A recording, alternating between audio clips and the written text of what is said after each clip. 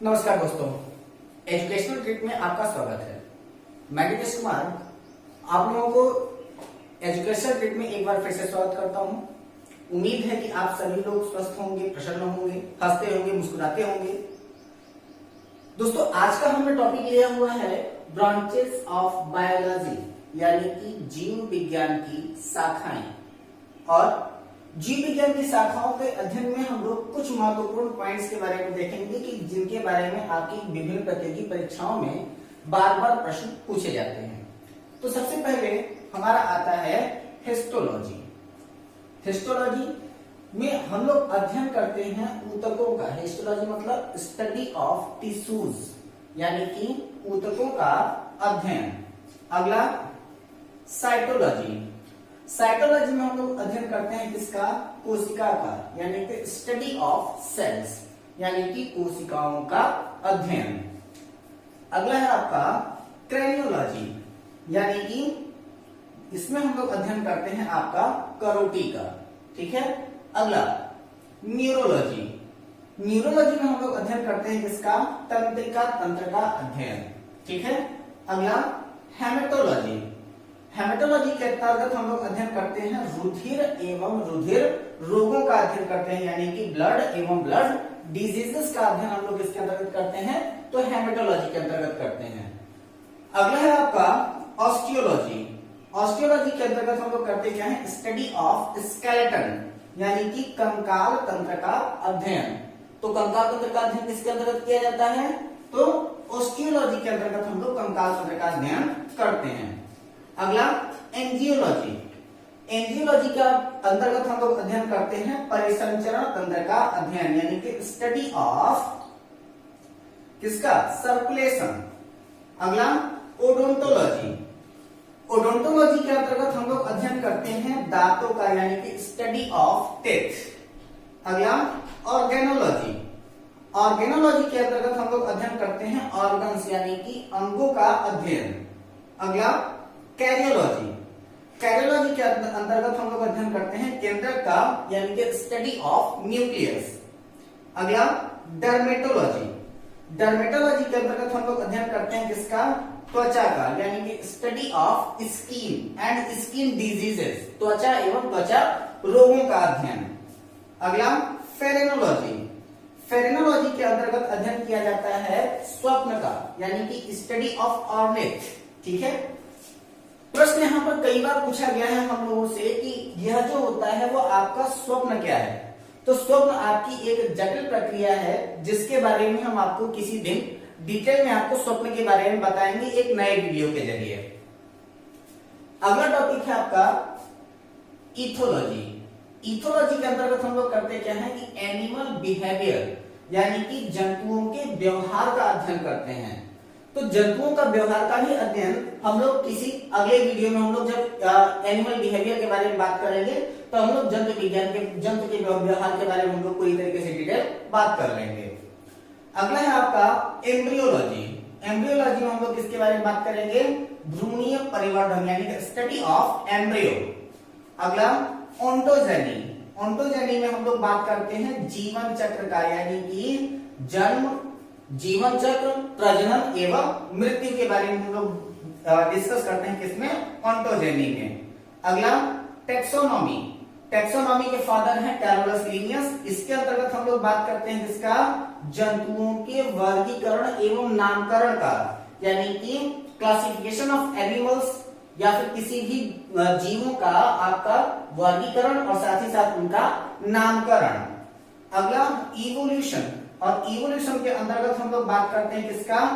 Evolution of species on the earth, यानी कि पृथ्वी पर जीवों के उद्भव के बारे में हम लोग अध्ययन करते हैं।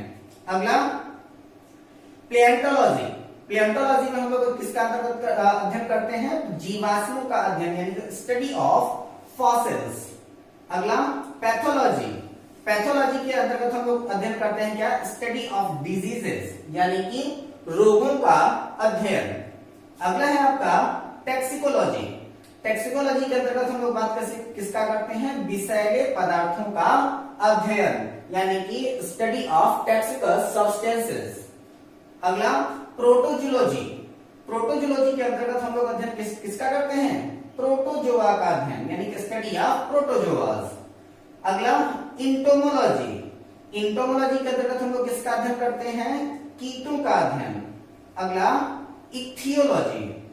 इक्थियोलॉजी के अंतर्गत हम लोग किसका अध्ययन करते हैं? स्टडी ऑफ फिशेस, यानी कि मछलियों का अध्ययन। अगला हर्पेटोलॉजी। हर्पेटोलॉजी के अंतर्गत हम लोग अध्ययन करते हैं किसका? उभयचरों एवं सरीसृपों का, यानी कि study of amphibians and reptiles. Next ornithology. Ornithology के अंतर्गत हम लोग अध्ययन करते हैं किसका? स्टडी ऑफ बर्ड्स, यानी कि पक्षियों का अध्ययन। अगला मैमोलॉजी। मैमोलॉजी के अंतर्गत हम लोग अध्ययन करते हैं किसका? स्टडी ऑफ मैमल्स, यानी कि स्तनधारियों का अध्ययन। अगला एंथ्रोपोलॉजी।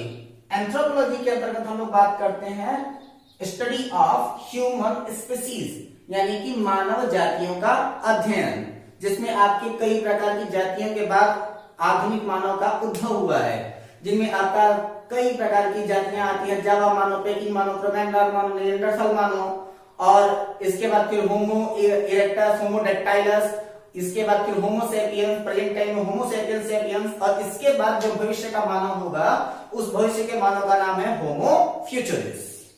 ठीक है। अगला मेलाकोलॉजी। मेलाकोलॉजी के अंतर्गत हम लोग स्टडी करते हैं स्टडी ऑफ मोलस्क, यानी कि जो आपके मोलस्का श्रेणी के जीव हैं उनके खालों का अध्ययन, और उन जीवों का अध्ययन हम लोग करते हैं किसके अंतर्गत? मेलाकोलॉजी के अंतर्गत। अगला बायोकेमिस्ट्री।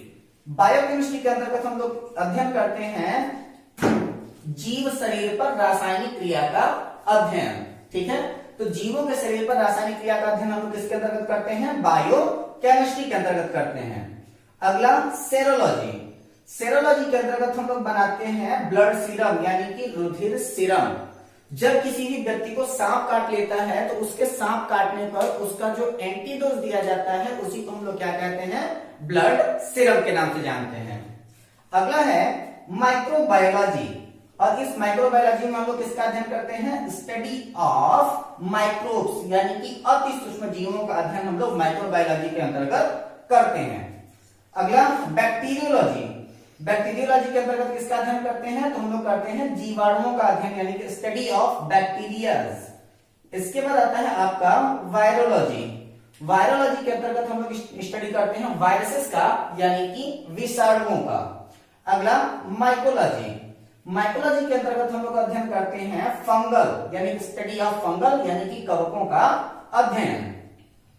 इसके बाद आता है आपका फाइकोलॉजी। फाइकोलॉजी के अंतर्गत हम लोग किसका अध्ययन करते हैं? तो in phycology we are discussing about किसके? शैवालों के बारे में हम लोग अध्ययन करते हैं। ठीक है।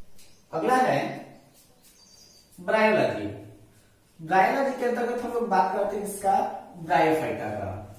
अगला लाइकेनोलॉजी। लाइकेनोलॉजी के अंतर्गत अध्ययन करते हैं किसका? लाइकेंस का। और लाइकेंस क्या है? Combination of algae and fungal, यानी कि शैवालों एवं कवकों का क्या है? ये सहजीवी जीवन व्यक्त करता है आपका लाइकेन। अगला एपीकल्चर। एपीकल्चर के अंतर्गत अध्ययन किया जाता है मधुमक्खी पालन का। अगला सेरीकल्चर। सेरीकल्चर के अंतर्गत अध्ययन करते हैं किसका? रेशम कीट पालन का। अगला pisciculture. PESCICULTURE, PC culture. PC culture में अध्ययन किसका करते हैं हम लोग? मछली पालन का। ध्यान दीजिएगा, मछलियों का अध्ययन करते हैं हम लोग इक्थियोलॉजी में, और पीसी कल्चर में हम लोग अध्ययन करते हैं मत्स्य पालन का। ठीक है। अगला है आपका हॉर्टिकल्चर, और इस हॉर्टिकल्चर में हम लोग कृषि संबंधित अध्ययन करते हैं, और खासकर सब्जी उत्पादन के बारे में। अगला फॉरेस्ट्री। फॉरेस्ट्री में अध्ययन करते हैं हम लोग किसका? जंगलों का। अगला सेरिकल्चर में अध्ययन किया जाता है वनों का। एग्रोनॉमी में बात किया जाता है कृषि से संबंधित ही, और उसमें ज्यादातर प्योरिटी होती है आपके अनाजों की। अगला पोमोलॉजी। पोमोलॉजी के अंतर्गत हम लोग अध्ययन करते हैं फलों का। अगला पेडोलॉजी। पेडोलॉजी के अंतर्गत हम लोग बात करते हैं किसकी? मिट्टियों की। अगला फ्लोरिकल्चर। फ्लोरिकल्चर के अंतर्गत अध्ययन किया जाता है सजावटी फूलों की। इकोलॉजी के अंतर्गत हम लोग बात करते हैं अपने इन्वायरमेंट यानी कि पर्यावरण की। जेनेटिक्स में हम लोग बात करते हैं हेरिडिटरी कैरेक्टर्स यानी कि आनुवंशिक लक्षणों की। इकोनॉमिक बॉटनी में हम लोग बात करते हैं पौधों के आर्थिक महत्व के बारे में। अगला है आपका टेरिडोलॉजी, और टेरिडोलॉजी के अंतर्गत हम लोग बात करते हैं किसका, टेरिडोफाइट्स का। अगला वेटिकल्चर, वेटिकल्चर के अंतर्गत हम लोग अध्ययन करते हैं किसका, अंगूर उत्पादन का। ठीक है, ये आपकी कुछ महत्वपूर्ण ब्रांचेस ऑफ बायोलॉजी यानी कि जीव विज्ञान की शाखाएं हैं जिनका हम लोगों से विभिन्न प्रतियोगी परीक्षाओं में बार बार प्रश्न पूछे जाते हैं, जिनमें सबसे ज्यादा जो महत्वपूर्ण है वह आपके लाइकेनोलॉजी से लेकर के विटिकल्चर के बारे में प्रत्येक प्रतियोगी परीक्षाओं में प्रश्न पूछे जाते हैं। और बीएचयू जैसी प्रतियोगी परीक्षाओं में, एसएससी जैसी प्रतियोगी परीक्षाओं में लगभग सभी ब्रांचेस ऑफ बायोलॉजी से प्रश्न पूछे जाते हैं।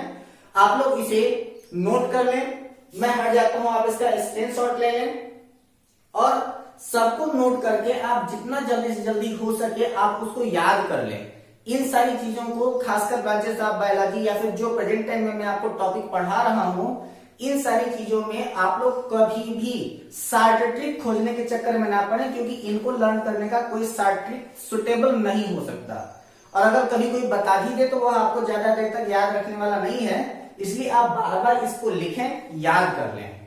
ठीक है, तब तक बने रहें हमारे इस वीडियो के साथ। हमारे इस चैनल को लाइक करें, सब्सक्राइब करें, ज्यादा से ज्यादा लोगों को शेयर करें। और अगर आपको हमारी यह वीडियो पसंद आई हो तो आप अपनी राय हमारे कमेंट बॉक्स में जरूर दें। तब तक हंसते रहें, मुस्कुराते रहें और बने रहें हमारे साथ। जय हिंद।